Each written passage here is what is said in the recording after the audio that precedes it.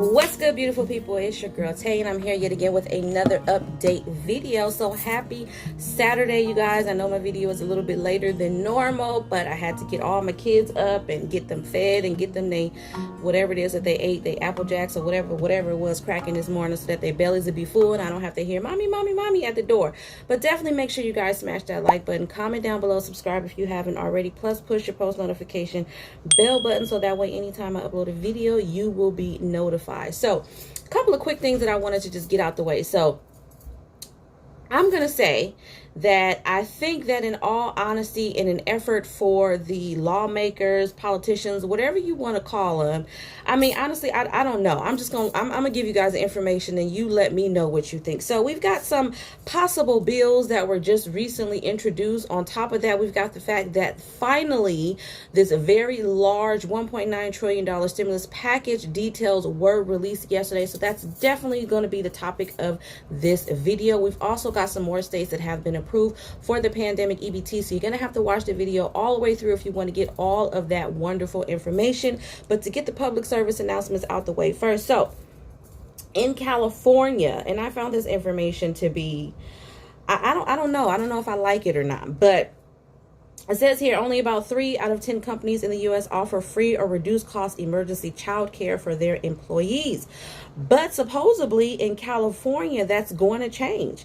California State Assemblywoman Wendy Carrillo introduced a first of its kind bill on Thursday that will require California-based companies with more than 1,000 employees to provide up to 60 hours of subsidized backup care for children under the age of 14. Workers based in California would need to be employed by the company for at least 30 days to take advantage of the free or dramatically reduced backup care. Now, it says typically the copay many parents pay in subsidized backup care model is anywhere from $0 to $6 per hour for care. Now, I don't necessarily know where they're getting that information from. I know that for myself, the biggest issue with childcare, which is why I've had to build my career or anything that I'm doing financially, has to revolve around the schedule of my children's school, because childcare is just way too expensive.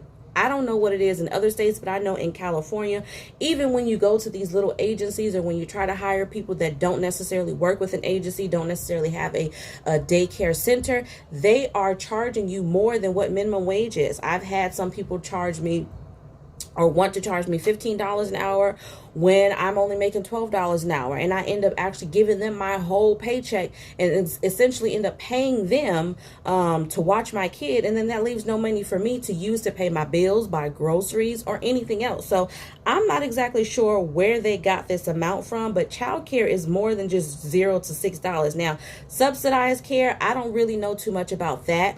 I don't even know how to begin to get that because most programs in California are backed up, okay?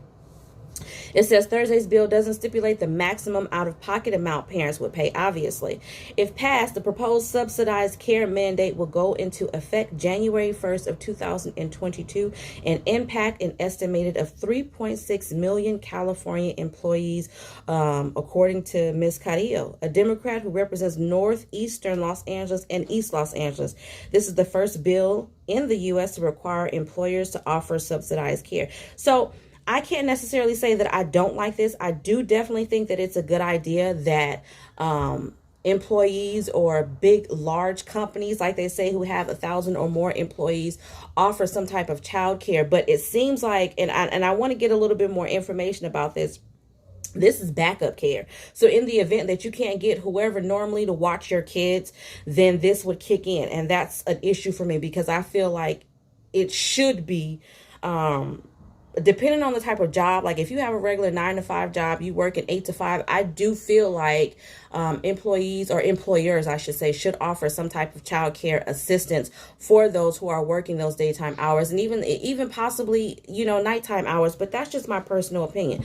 But moving on to stimulus. So yesterday, The key House committee released the Democrats' massive coronavirus relief package, okay? It is just a few pages short of 600 pages. That's a lot, and I'm not going to read all 600 pages to you guys, so I'm just going to try to give you guys the key points of this bill. It says the House Budget Committee is expected to consider the legislation, which is based off measures approved by at least 9 separate committees. So you guys know that they're doing the budget reconciliation, which is going to allow the Democrats to pass this bill without utilizing votes from the Republican opposition if possible, which as far as I'm seeing this morning, we've already got some Republican opposition, some Republican conversation that has come out where they're against this, which we already knew that. They think that this is a wish list, that this is agenda just to fund and fuel blue states and all of that, you know, shenanigans. I'm not going to get into that. However, it says the full House may pass this legislation as soon as next week, but it could face hurdles in the Senate where Democrats can't afford to lose a single member of their party thanks to the 50-50 split in the chamber. We already know of 2 Democrats, Senator Kristen Sinema, I'm hoping I'm saying her name right,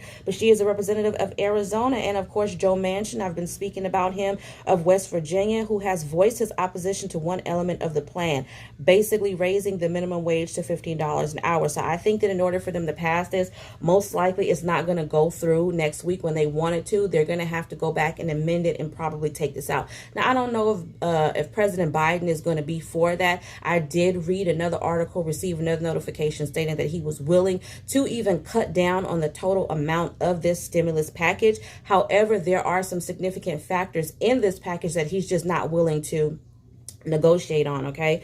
But currently, the House bill would provide direct payments worth up to $1,400 per person. So the good news about this is $1,400 including adult and child dependents. So a family of 4 could receive up to $5,600, okay? Individuals earning less than $75,000 a year and married couples earning less than $150,000 a year would be sent the full amount, but they are expected to phase out a lot quicker. So individuals earning $100,000 would not receive any stimulus, and married couples earning $200,000 would not receive any stimulus as well. The payment will be calculated based on either your 2019 or your 2020 income. Unlike the previous 2 rounds, adult dependents will be eligible. So like I said, adult and children dependents are eligible for the payments. Now, in terms of unemployment assistance, President Biden originally wanted this to go all the way to September. However, as of now, the House bill would extend 2 key components of unemployment assistance, which is the Pandemic Unemployment Assistance Program, the PUA, and the PUEC or PUEC or something like that, whichever one it is, y'all. Both of those programs will be extended all the way up and through August 29th, and it would go from $300 weekly boost to $400 weekly boost. It would lengthen the duration of the Pandemic Unemployment Assistance Program to up to 74 weeks. Now it is currently set to 50 weeks, and the Pandemic Emergency Unemployment Compensation Program is at 24 weeks, and they want to increase that to a total of 48 weeks, okay? The former provides benefits to freelancers, gig workers, independent contractors, and certain people affected by the pandemic, while the latter increases the duration of the payments for those in the traditional state unemployment system. So it sounds like the length of time that it is being extended to won't necessarily extend to those who are freelancers, gig workers, independent contractors, or anything of that nature. So if you are a person who is receiving regular benefits, then you will most likely receive the extension from the current 50 to 74 weeks, the current 24 to 48 weeks, depending on which program you are actually using, okay?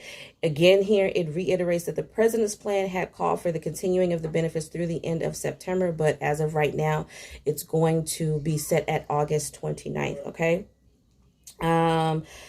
In terms of nutrition assistance, the House plan would extend 15% increase in food stamps benefits through September instead of having it expire at the end of June. It also contains $880 million for special supplemental nutrition program for women, infants, and children, also known as WIC, to help increase participation and temporarily improve benefits, among other measures. Biden called for investing $3 million in the program, and it will allow states to continue the pandemic EBT, which provides families whose children's schools are closed with funding to replace free and reduced price meals the kids would have received through the summer.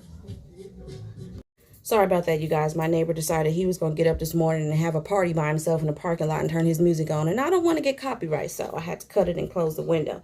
Now, moving on. Housing aid. The legislation would send roughly $19.1 billion to state and local governments to help low-income households cover back rent and rent assistance and utility bills. About $10 billion would be authorized to help struggling homeowners pay their mortgages, utilities, and property taxes. It would also provide another $5 billion to help states and localities assist those at risk of experiencing homelessness. So, I mean, that's pretty much the majority of the bill that I'm going to give to you guys. I don't want to go too deep into it because I know, quite honestly, there's only so many benefits that we're actually going to see in our hands, in our pockets. And I think that I've covered pretty much the major ones. We want rental assistance, the eviction moratorium extended. I haven't really seen anything about that as far.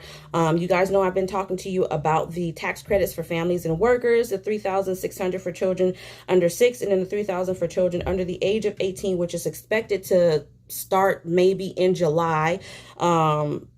Providing you 6 months of monthly payments off of this benefit, and then you can receive the rest of it when you file your taxes. Again, I'm not exactly sure that I'm too hip for that. I would rather receive my money in a lump sum.